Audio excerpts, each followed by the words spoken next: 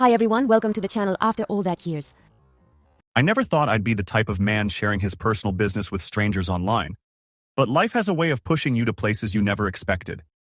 My name is Marcus, and I'm sharing this because maybe it'll help someone else avoid the mistakes that nearly destroyed everything I held dear. Rachel and I crossed paths in our second year at university. She wasn't just attractive.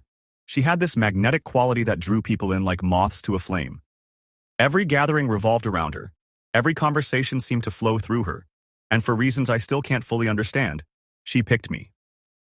I was the bookworm, the guy who preferred quiet discussions over loud parties, but Rachel was pure electricity, the kind of woman who could light up any room just by walking in. Our relationship moved fast. Within 12 months, I was certain she was my future. She had this way of making me believe we could take on anything together, that love like ours was unbreakable. After we graduated, we had a simple wedding ceremony. Nothing fancy, but it felt right at the time. The early years of our marriage exceeded every expectation I had. We bought a little house outside the city, started building our careers, and spent countless hours planning what lay ahead. Rachel wanted children, and so did I. When she told me she was expecting Daniel, I felt like I'd hit the jackpot. The day Daniel arrived was the single greatest moment of my existence. Holding him for the first time, feeling those tiny fingers curl around mine, I understood what I was meant to do with my life. I was a father, and I embraced every aspect of it. Daniel grew into this amazing little person, always giggling, always asking questions. He had Rachel's expressive eyes and her gift for making people feel special. I couldn't have been more proud. I dedicated myself completely to being the father he deserved. Middle-of-the-night feedings, diaper disasters, endless bedtime stories. I was there for all of it. I cherished every moment, even the exhausting ones. But gradually, things started changing with Rachel. At first, the changes were barely noticeable. She began working longer hours, going out with friends more frequently. She'd return home distracted, her phone constantly buzzing with messages she'd quickly hide when I tried to see. When I questioned her about it, she'd wave it off, claiming work stress or needing space. I wanted to trust her, so I convinced myself it was temporary, that we'd find our way back to normal. Then came the moment that destroyed everything I thought I knew.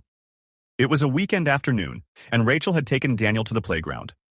I was tidying up the house when I discovered something in her desk drawer, a sealed envelope labeled DNA test results.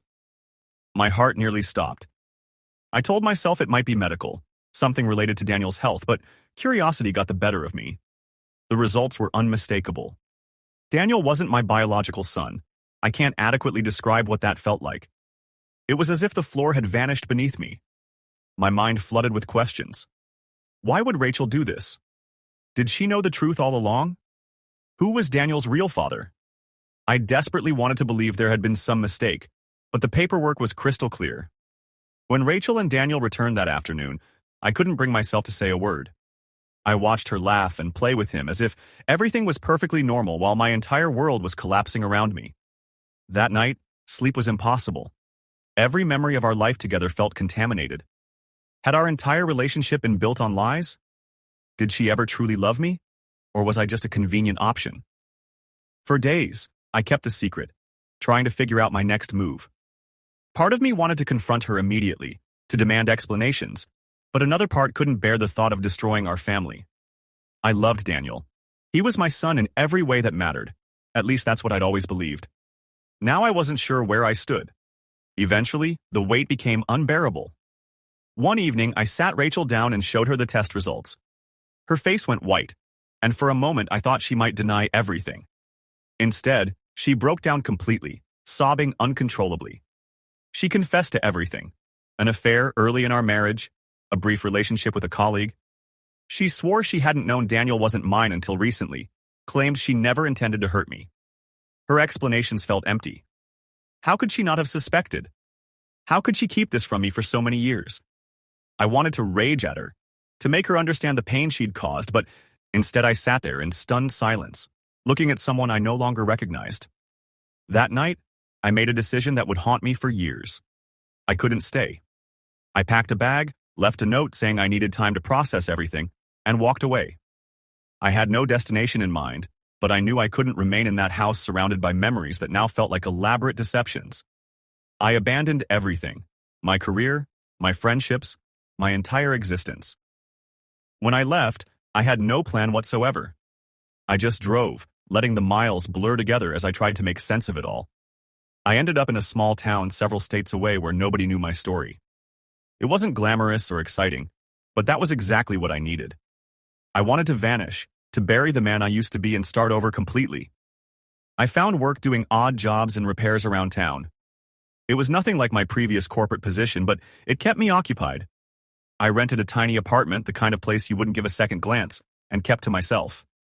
For a while, I convinced myself this isolation was healing, that I needed this clean break from all the lies and betrayal. But the ghosts of my former life never left me alone. Every time I saw a father with his child, I thought about Daniel. Did he wonder where I'd gone? Did he miss me? I hated myself for abandoning him, but I couldn't see a path back. And Rachel, every thought of her felt like a blade twisting in my chest. Her face, her laughter, her deceptions haunted me constantly. For months, I buried myself in work, taking any job available no matter how demanding or mindless, just to keep my thoughts occupied. Nights were the worst. I'd lie there replaying every moment of our marriage, trying to identify where everything went wrong.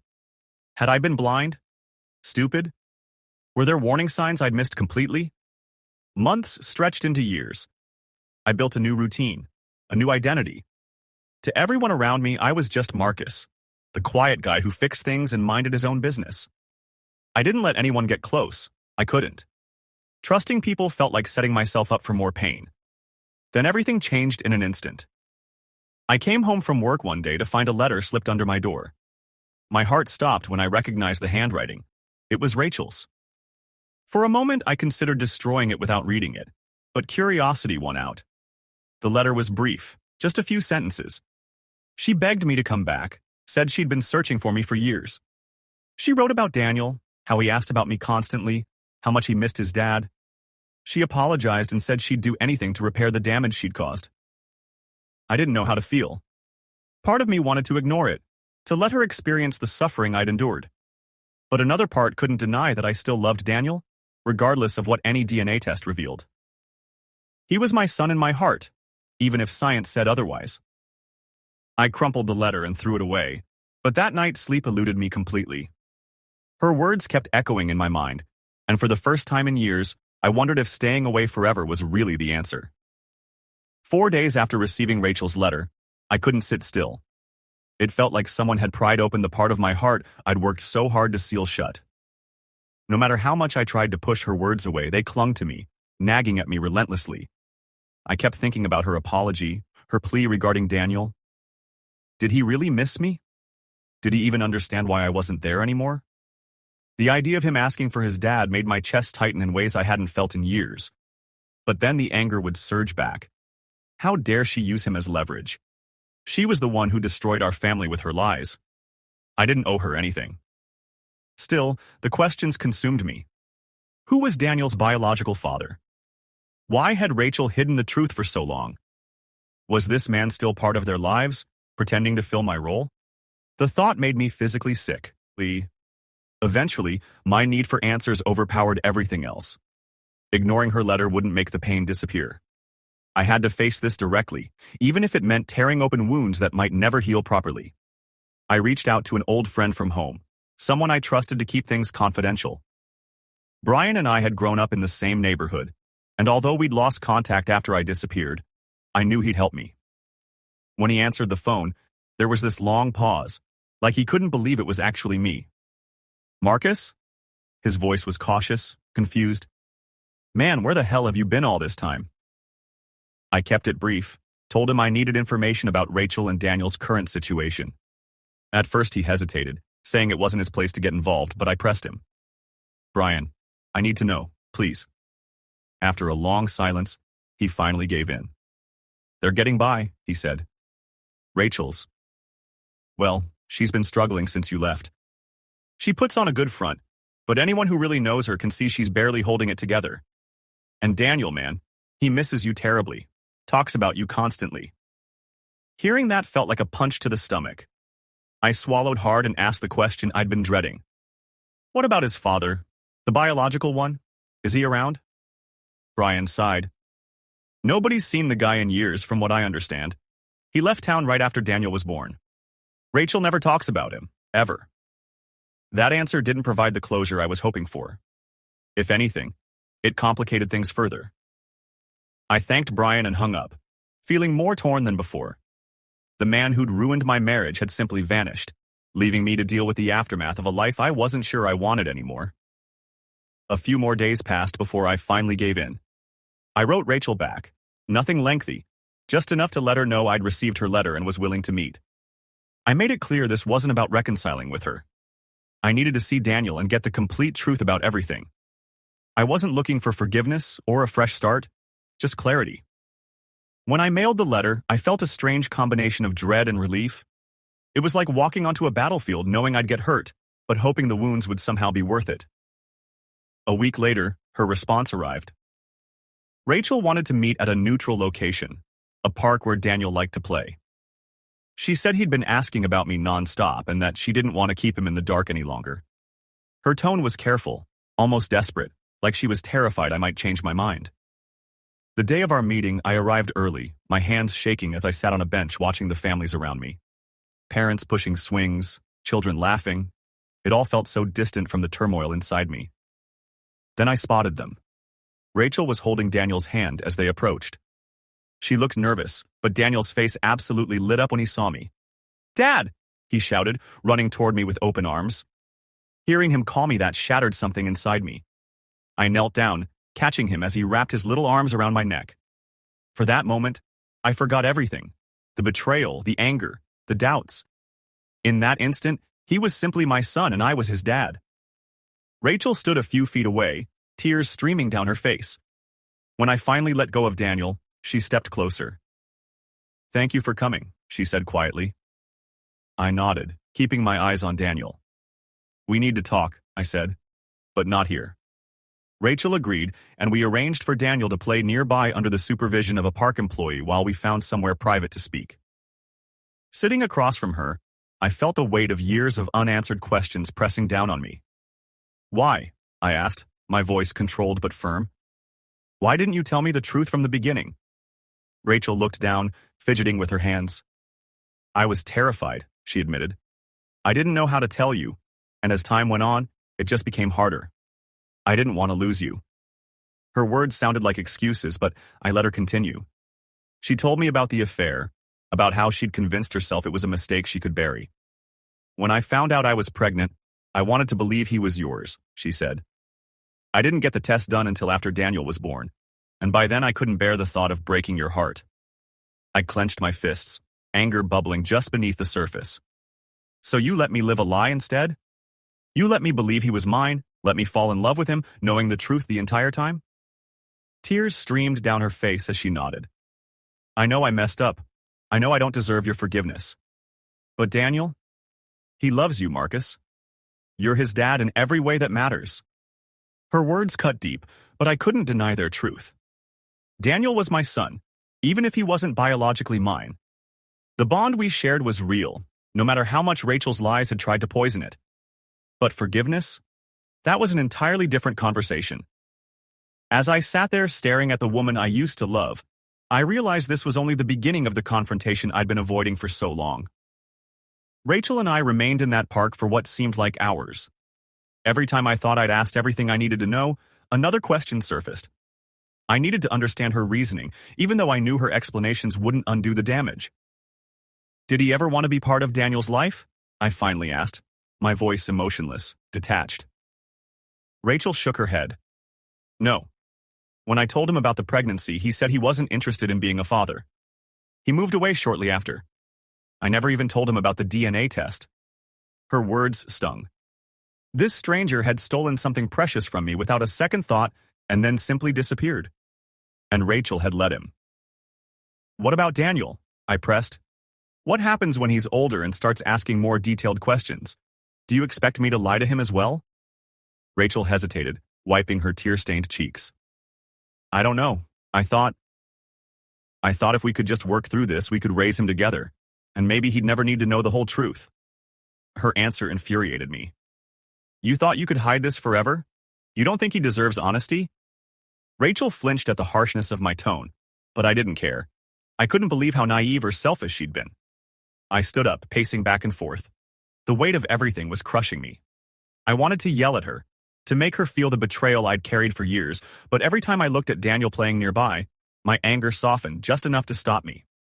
He didn't deserve to suffer because of our mistakes. I can't forgive you, I said finally, my voice steady and firm. Not yet. Maybe not ever. But I'll be there for Daniel. He's the only reason I'm even having this conversation.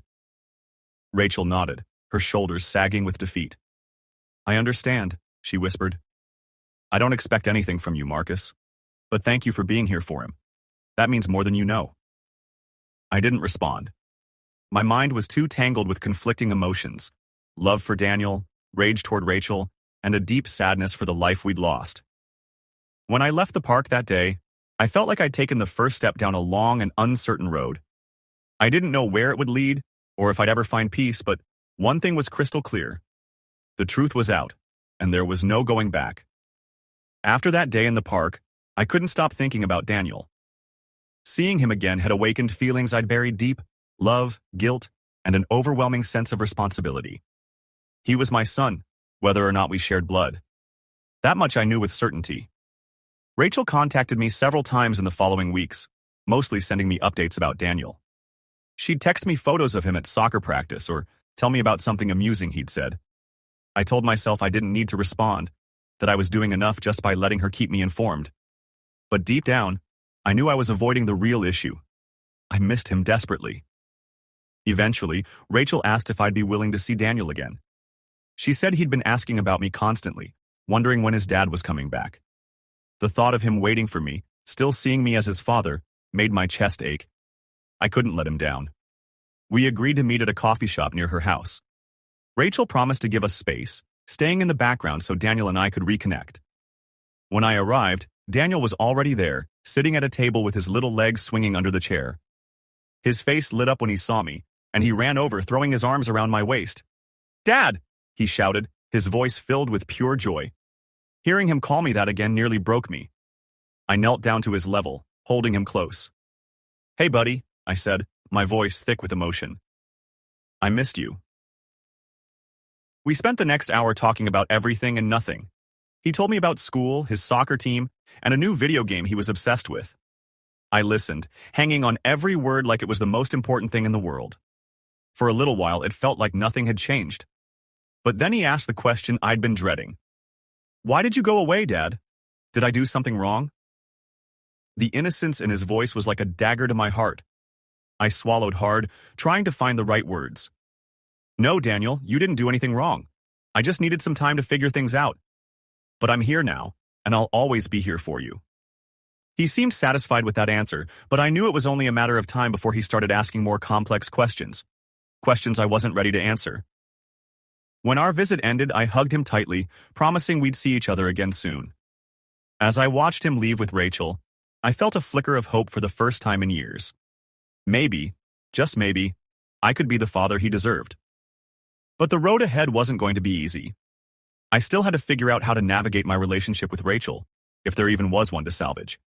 And more than anything, I had to decide what kind of role I wanted to play in Daniel's life. One thing was certain. I couldn't disappear again. Not from him. In the weeks that followed, I began seeing Daniel regularly. Rachel kept her promise and stayed out of the way, letting me spend time with him without interference. We'd meet at the park, the coffee shop, or his soccer games. Every visit reminded me of the bond we shared, a bond that no DNA test could ever break. Daniel was my son in every way that mattered, and I was determined to be there for him. But as much as I treasured these moments, the shadow of Rachel's betrayal hung over everything. I couldn't look at her without feeling a mixture of anger and sadness. She'd stolen years of my life. Years I could have spent making honest choices, building a future based on truth. Yet I couldn't deny that she was still a part of Daniel's life, a part I couldn't ignore. One day, after dropping Daniel off at her house, Rachel asked if we could talk. I hesitated, every instinct telling me to walk away, but something in her expression stopped me. She looked exhausted, like she'd been carrying a burden too heavy to bear. We sat at the kitchen table, the same one where we'd once shared countless dinners as a family. The memories felt like ghosts lingering in the corners of the room. "Thank you for spending time with Daniel," she began, her voice tentative. "It means everything to him. And to me." I nodded, keeping my gaze fixed on the table. "I'm not doing it for you, Rachel. I'm doing it for him." She flinched but didn't argue. Instead, she took a deep breath, her hands trembling slightly as she clasped them together. "I know I don't deserve your forgiveness, Marcus, but I want you to know that I'm sorry for everything. I was selfish and scared, and I let my mistakes ruin the best thing I ever had." Her words hung in the air, heavy with regret. For a moment, I considered unleashing my anger, expressing all the hurt and betrayal that had consumed me for so long. But as I looked at her, I realized something. She wasn't the same confident, carefree woman I'd fallen in love with all those years ago. She was broken, just like me. "I don't know if I can ever forgive you," I said finally, my voice steady but firm. "What you did, it destroyed me, Rachel. You took away my choice, my right to know the truth. You let me love a child under false pretenses." Tears filled her eyes, but she didn't interrupt. She simply nodded, her shoulders slumping under the weight of my words. "But," I continued, "Daniel is my son. He always will be. And for his sake, I'll do whatever it takes to make this work. That doesn't mean we're okay. It just means I'm not walking away from him." Rachel wiped her tears and gave a small, shaky smile. "That's more than I deserve. Thank you, Marcus." The conversation ended there, but it left me with a strange sense of closure. I didn't forgive her, and I wasn't sure I ever would. But at least now, the lines were clear. My focus was on Daniel, and nothing else mattered. As the days turned into weeks, I found myself settling into a new routine. I'd spend time with Daniel every weekend, taking him to the park or helping him with his homework. He was thriving, and for the first time in years, I felt like I was making a real difference in his life. But as much as I tried to move forward, the past kept pulling me back. One evening, while helping Daniel build a model airplane, he asked a question that caught me off guard. "Dad, why don't you live with us anymore?" I froze, the small pieces of the model slipping from my hands. I'd known this question would come eventually, but I wasn't prepared for it. "I needed some space, buddy," I said carefully. "Your mom and I have some things we need to work through." He frowned, his young mind trying to process the answer. "But you still love me, right?" "Of course I do," I said quickly, pulling him into a hug. "I love you more than anything, Daniel. That will never change." He seemed satisfied with that, but his question lingered in my mind long after he'd gone to bed. It was a reminder that the truth couldn't stay buried forever. One day, he'd need to know the whole story.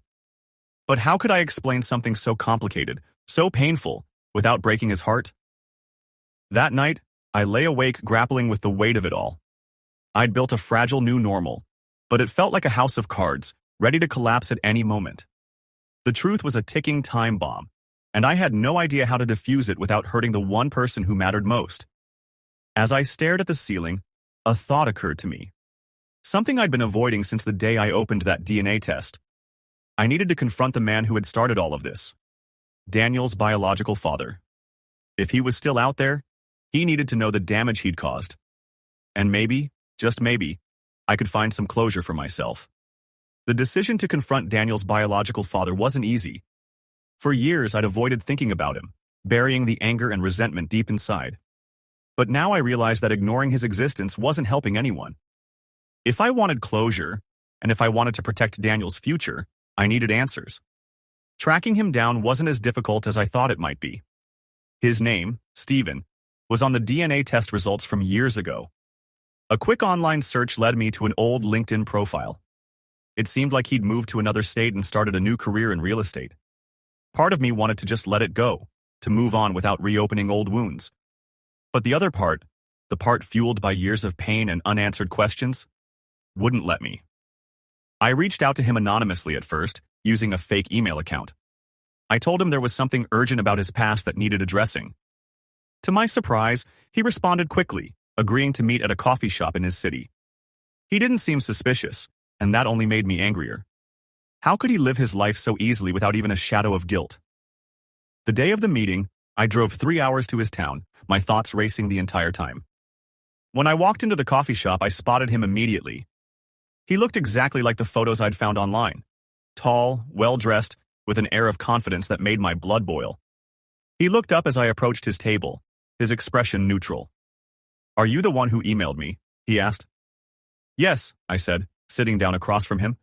"We need to talk about something from your past, about Rachel." His face froze for a moment, but he quickly recovered, leaning back in his chair.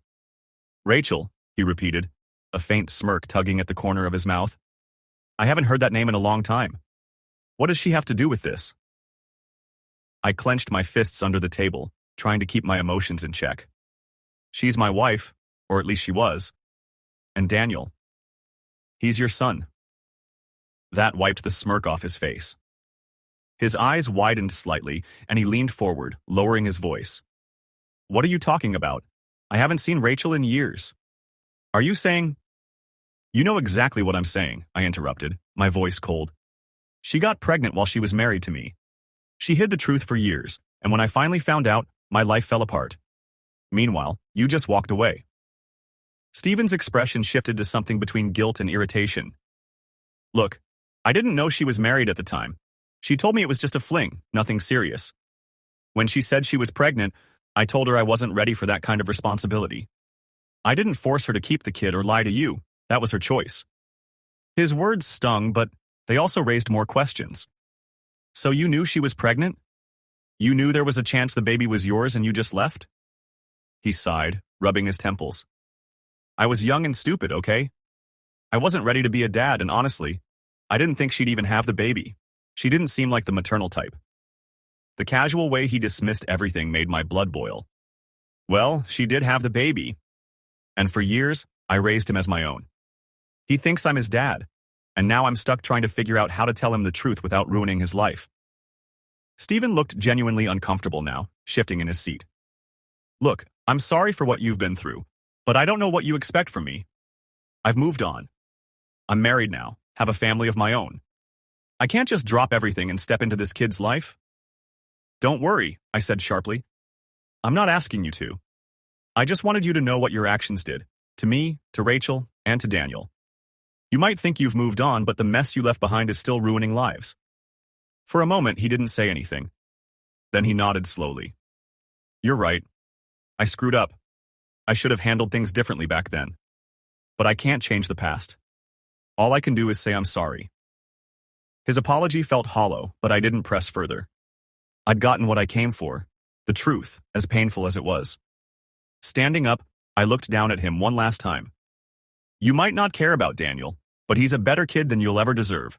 Just remember that." With that, I walked out of the coffee shop, my chest tight with a mix of anger and relief. I didn't know if confronting Stephen had made anything better, but at least I'd finally faced the ghost that had haunted me for so long. Driving back, I thought about Daniel, and the kind of father I wanted to be for him. I couldn't change the past any more than Stephen could, but unlike him, I wouldn't walk away from my responsibilities.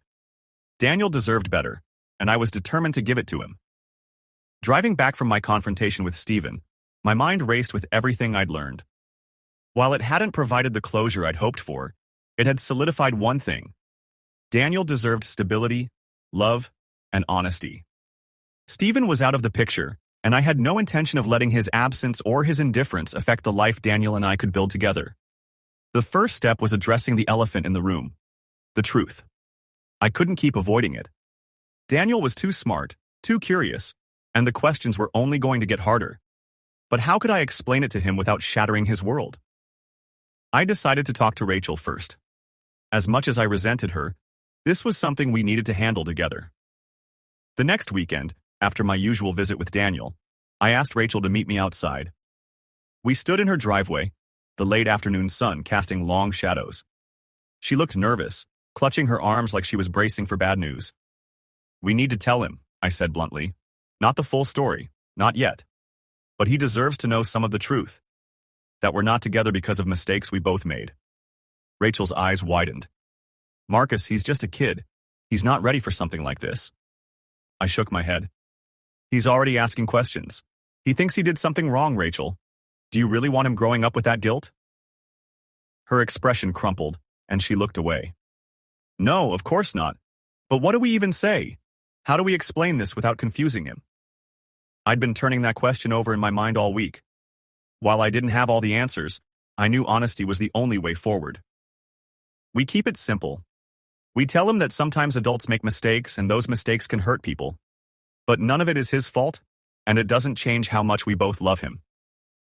Rachel nodded reluctantly. Okay, let's do it. But only if we're both there. He needs to see that we're united on this. The following evening, we sat Daniel down in the living room. He looked between us, his little face filled with concern. Am I in trouble? He asked, his voice small. No, buddy, I said, kneeling down to his level. You're not in trouble. We just need to talk about something important. Rachel took a deep breath, her hands trembling as she reached for his. Daniel, you know your dad and I aren't together anymore, and that's because we made some mistakes. Grown-up mistakes. His brow furrowed, confusion flickering in his eyes. What kind of mistakes? I hesitated, choosing my words carefully. It's hard to explain, but the important thing is that none of it is your fault. You didn't do anything wrong. Your mom and I both love you so much, and that will never change. Daniel looked down, his little hands gripping Rachel's tightly. Is that why you don't live with us anymore, Dad? I nodded, my throat tightening. Yeah, buddy, that's part of it, but no matter what, I'll always be here for you. You'll always be my son.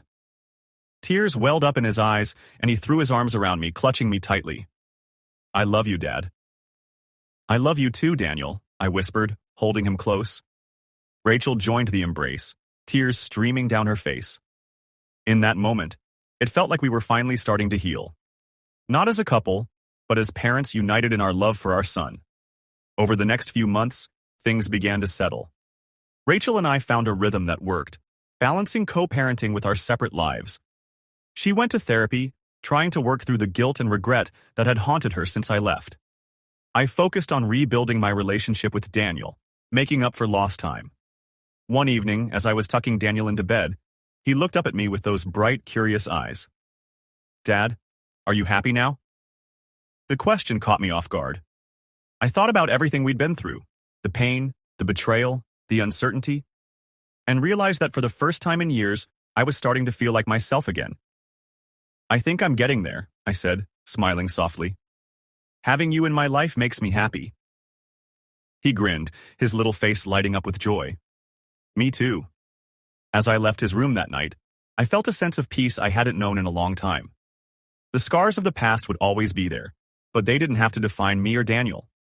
We had a future to build, one day at a time, and that was enough.